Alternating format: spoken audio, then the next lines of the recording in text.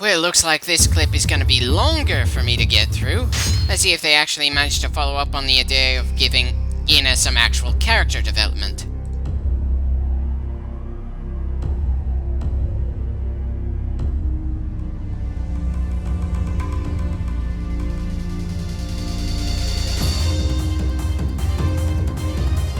And again, we went through this same map, fighting against these same enemies as Tadakatsu in the previous campaign. They certainly make it a grind to, complete all the characters in this game. Yeesh. Though I do appreciate the cutscene we've been given at the start of this one. It's certainly something new.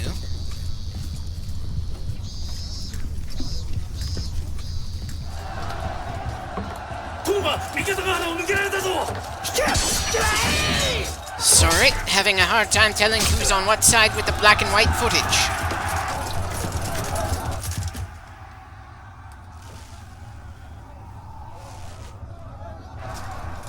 Oh, you're gonna need more than a single arrow for that.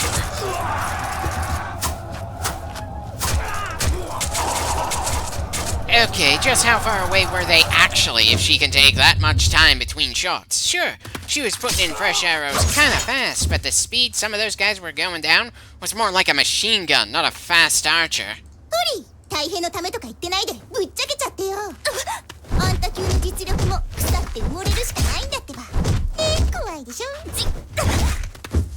Oh, I am loving how Konoichi is messing with her. Kinda surprised that she didn't try to add a bit of sexual suggestion while on top of Ina, though. Or just go for the kill while her opponent was vulnerable.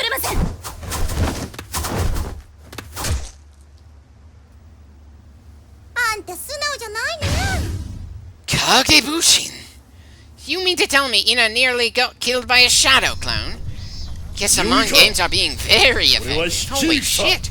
I can't remember the last time in Samurai Warriors I was actually interested to see where they took a story for a character.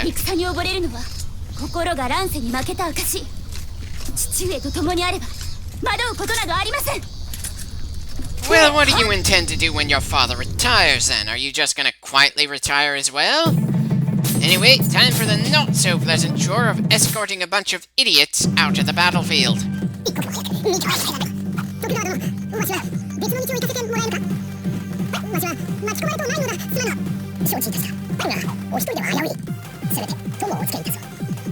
Already on the way to escorting, my lord, and also fully prepared to rush over to help your own escape across the map, because I have absolutely no faith in any of our allies.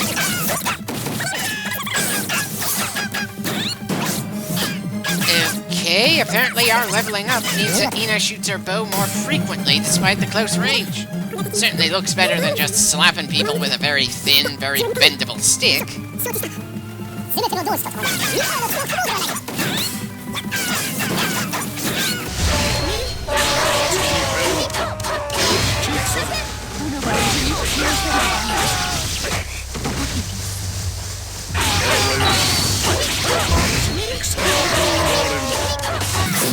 That would feel like better advice if it wasn't for the fact that Ina is going to be the single most effective fighter in this whole mess. But no, we have to carry our entire army in this battle.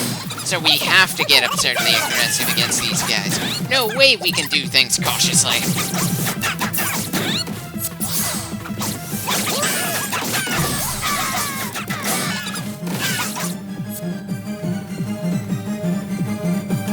Okay, just noticed that Ieyasu and the others don't have much, if anything, between them and the end goal.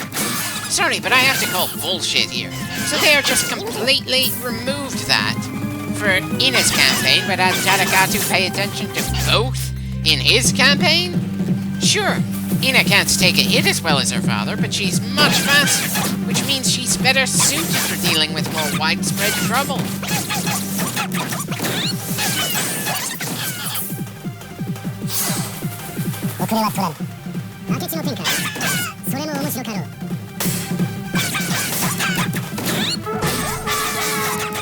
Oh, please don't tell me that Yasumasa is going to be the main reason this mission takes a long time in this frickin' take of it as well.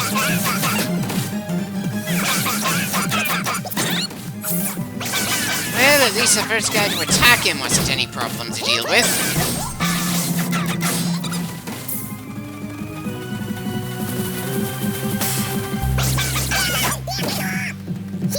Right, as soon as we make sure that Baisetsu is gonna be safe in the central fortress, we move on to deal with Magoichi and his troops in the northeast.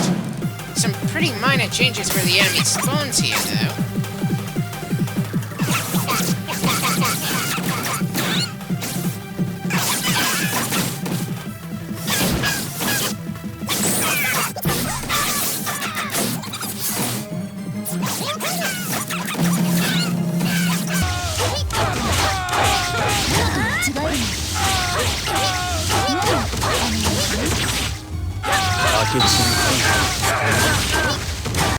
Oh goody!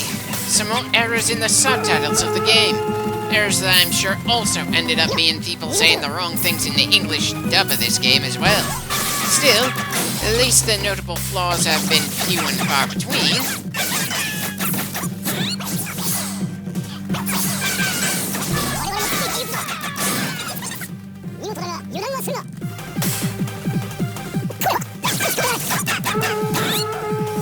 Sorry, my lord. Planned on dealing with them before you arrived, but unfortunately, the Hosokawa forces distracted me for a bit.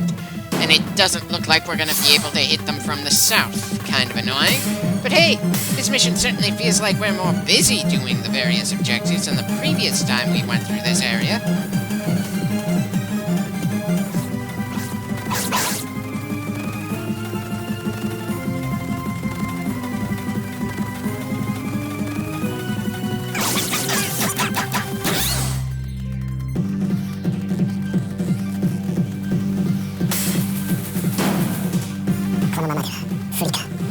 Just hold on a little longer, Hanzo. Help is on the way.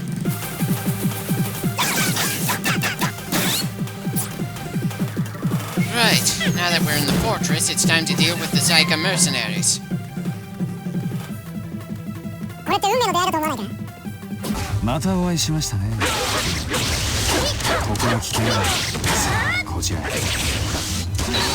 the best line to use when it's dangerous, specifically because of you and your men.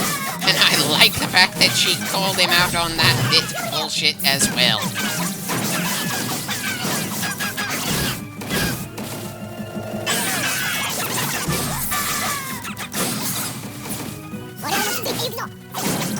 That takes care of Magoichi. Now for the rest of his men. Oh, they'd probably be relieved that you aren't around to harass them. Not that I have anything especially against humanizing characters in stories, just that Magoichi's approach is clearly only amusing if you aren't the actual target of his crap, and we're playing as one of his targets.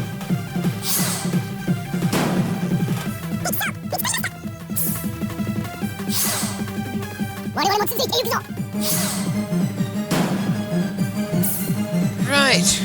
Of course we keep losing strongholds just for the sake of making this last a little longer.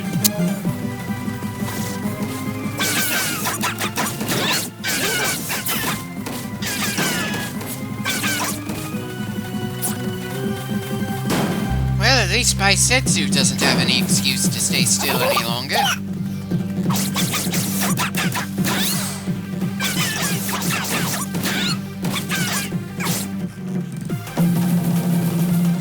One objective down, and it looks like the only man falling behind is... Oh dear God, don't tell me it's the same guy slowing us down as last time. Our morale is literally the only morale on the map anymore. Our allies should be more than capable of smashing through all the remaining nameless enemies in order to get to the escape point.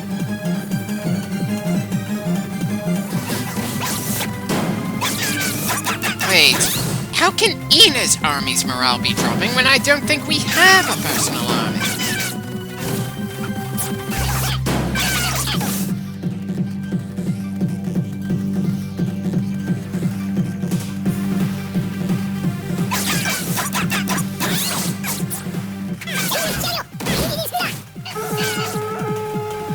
I'm trying to, but the problem is these people don't seem to know how to run away even when there's barely anyone left to fight.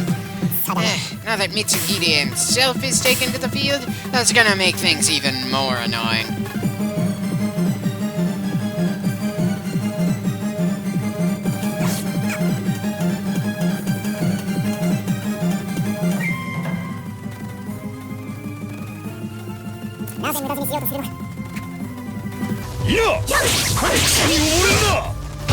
If we don't do battle, we're gonna lose officers.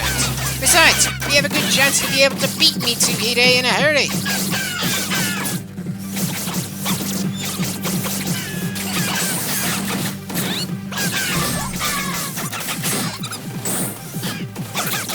And that takes care of him. Now to make sure the last two officers get the hell out of here.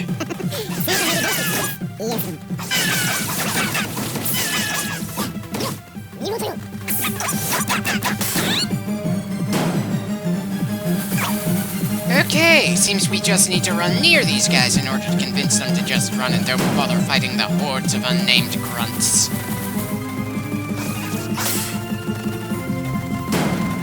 You mean to tell me that Tadakatsu was telling Ina not to get tempted into pointless fighting, but he's been pointlessly fighting at the extreme north for a good chunk of this mission? And I'm not even gonna get into how bullshit it is that we're losing strongholds left and right when the enemy doesn't have any officers among them anymore. Hell, they don't even have a morale meter anymore!